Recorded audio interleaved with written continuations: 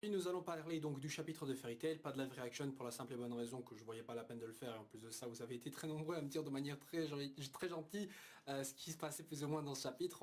Ouais, c'est pas un reproche parce que je pense que vous n'étiez pas au courant de ce que vous faisiez, mais vous étiez beaucoup à m'envoyer un message pour me dire hey Gonzalo, le chapitre est sorti, t'en penses quoi de trucs ouais, et vous me racontiez le chapitre via vous m'aviez envoyé ça via Twitter, via des messages privés.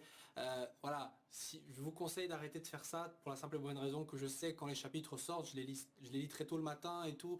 Voilà, donc il n'y a pas de problème, vous êtes pas obligé de m'avertir à chaque fois, surtout que voilà, je donne mon avis dans les vidéos. Parce que si je dois répondre à chaque fois environ une centaine de messages durant la semaine qui me demandent la même chose concernant mon avis alors que je le donne clairement dans la vidéo, ça risque d'être compliqué pour moi. Vous voyez, je dis ça gentiment parce que voilà, ça, au moins vous perdez pas votre temps, vous voyez, à essayer à attendre des réponses qui peut-être ne viendront pas pour la simple et bonne raison que je vois pas vos questions parce que ouais, il y en a beaucoup. Bon, donc pour continuer ce que je disais par rapport à la sortie de ces chapitres, ben écoutez.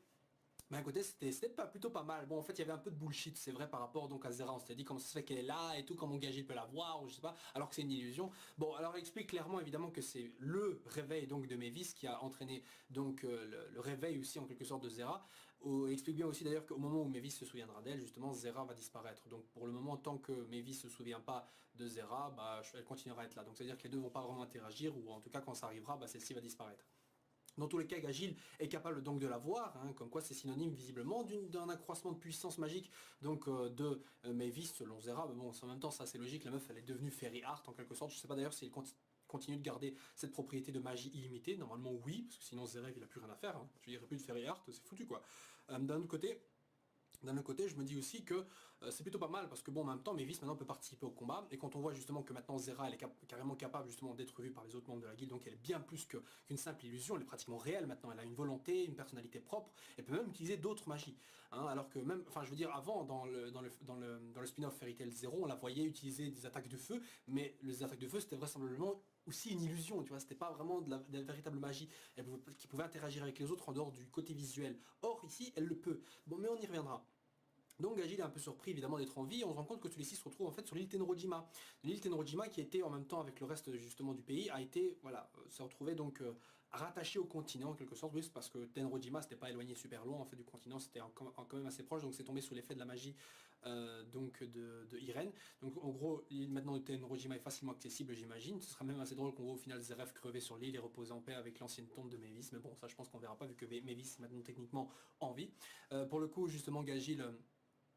Gagil se marre un peu, enfin se marre un peu, je me marre un peu de Gagil pour le coup puisque justement ce mec se rend compte qu'il a avoué ses sentiments à Lévi et le mec est un peu en stress évidemment sur le fait qu'il va devoir la retrouver après avoir dit tous ces mots là. Mais bon ça je le dis évidemment pour les fangirls, sinon ils diront ah tu vas pas parler de ça. Bref excusez-moi.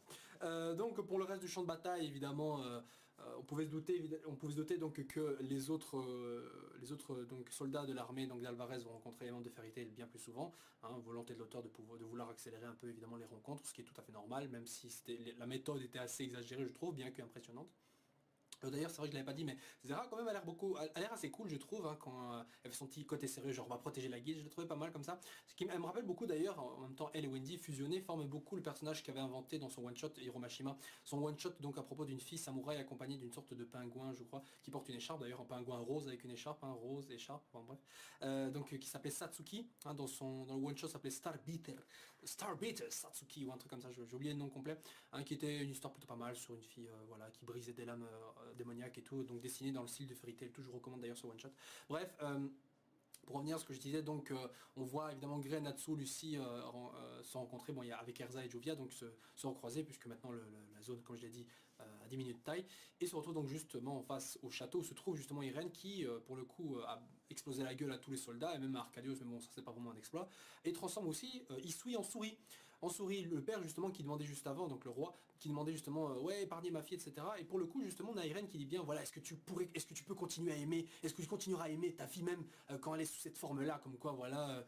Ça sous-entend que Irène, dans son passé, a eu un petit truc, une petite similitude par rapport à cette scène. Peut-être quelqu'un a arrêté de l'aimer, ou quelqu'un a arrêté d'aimer quelqu'un qui lui tenait, enfin, à qui elle tenait, parce qu'il lui est arrivé quelque chose au niveau de l'apparence, ou quoi que ce soit, je ne sais pas.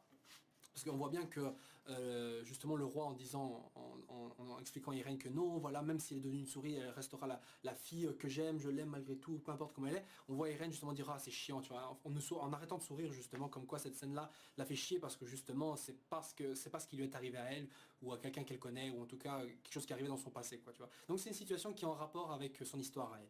Et pour le coup, justement, en sortant, elle sent quelque chose, elle sent une énergie magique, hein, elle sent une sorte d'aura, et utilise une magie qui crée un œil géant comme ça dans le ciel, qui lui permet de voir tout ce qui se passe aux alentours, une magie bien abusée, très très impressionnante, hein, depuis le début, putain. Irène impressionne beaucoup, hein, putain, il y en a qui devraient, je veux dire, prendre un exemple, n'est-ce pas, Auguste, non je déconne, j'exagère, il est quand même impressionnant le mec, même si on l'a pas vraiment vu à l'œuvre pour l'instant. Bref, elle est reconnue pour le coup les cheveux écarlates de Erza. Le chapitre d'ailleurs s'appelait, faisait référence donc à une mère, et on pouvait se dire, ah mais voilà, c'est certainement parce que Irène est la mère d'Erza. Mais en fait non, puisqu'à la fin du chapitre donc on a Zera qui donc envoie un message télépathique à tous les membres de la guilde qui sont séparés en leur disant ouais rejoignez la guilde pour protéger donc Mavis. Mais c'est vrai qu'il devrait se manier parce qu'il y a Zeref qui est genre à 2 cm de la gueule de Mavis. Putain, à peine ils arrivent, Mavis elle est déjà tombée enceinte, quoi, tu vois. Bon bref, entre temps on avait aussi vu la guilde de Fairy Tail, les membres lambda avec aussi Mira Jane qui était présente, qui se fritent aux autres soldats d'Alvarez, mais en même temps avec les deux filles qui accompagnaient justement Irène, dont une maîtrise la glu, l'autre on ne sait pas trop. Les deux donc visiblement vont se lancer en combat contre Mira Jane avant d'attaquer Makarov. D'ailleurs ce serait bien qu'on revoie justement combattre ce petit vieux là, hein, peut-être utiliser une magie abusée, ce serait pas trop mal pour le coup.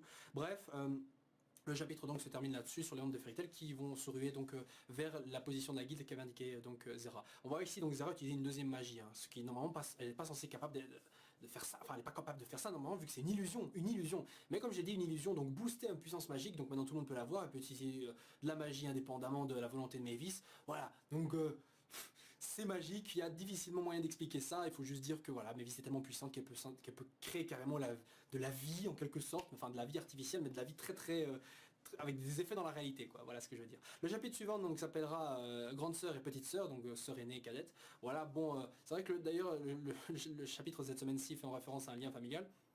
Et le chapitre de la semaine prochaine aussi. Je sais pas trop si c'est encore genre dans le même délire que les comptes à rebours secrets, genre 7, 6, 5, 4, voilà, qu'on a eu les 2 mois précédents. J'espère juste qu'on va pas recommencer une sorte de fausse série de chapitres, genre un truc qui va s'appeler père et fils, ou enfin ça on a déjà eu père et fils, mais genre le père ou la mère ou les deux cousins, tu vois, des trucs comme ça pour désigner des personnages, parce que bon je sens que ça va un peu me casser les couilles de refaire une intro compte à rebours soi-disant, alors que voilà, non, je me suis déjà fait baiser une fois, pas deux quoi, pas deux. Ensuite pour dire un truc, c'est qu'évidemment grande frère, enfin grande sœur et petite sœur, on comprend directement, vu ce qui s'est passé dans le chapitre aussi, qu'il s'agit donc de Irène et de Erza, comme quoi Irène serait donc la grande sœur de Erza. D'un autre côté, de la manière dont on s'est fait aussi avoir ce chapitre-ci, parce que beaucoup de gens pensaient aussi que c'était par rapport à Irène et Erza, et ben je me dis que peut-être que c'est pas le cas. Oui, ça peut être Yukino comme Sorano, ça peut être Mira Jane et sa sœur Lissana, voilà. Ça peut être plein de trucs en soi, on ne peut pas savoir. Donc on va attendre quand même, pour se prononcer. On se retrouvera donc la semaine prochaine pour le prochain chapitre donc de Fairy Tail. Donnez-moi votre avis sur ce chapitre qui était plutôt là pour faire un peu la transition, le début des nouveaux combats pour démarrer donc cette nouvelle partie de l'arc, j'imagine que ça va être ça, où on va vraisemblablement, vu le nom des chapitres, peut-être explorer des liens entre divers personnages, on verra bien où ça nous mène, et j'ai hâte de voir ça. Donnez-moi votre commentaire et votre feedback concernant ce chapitre aussi, et à la prochaine, voilà, ciao ciao les gens. Zoom.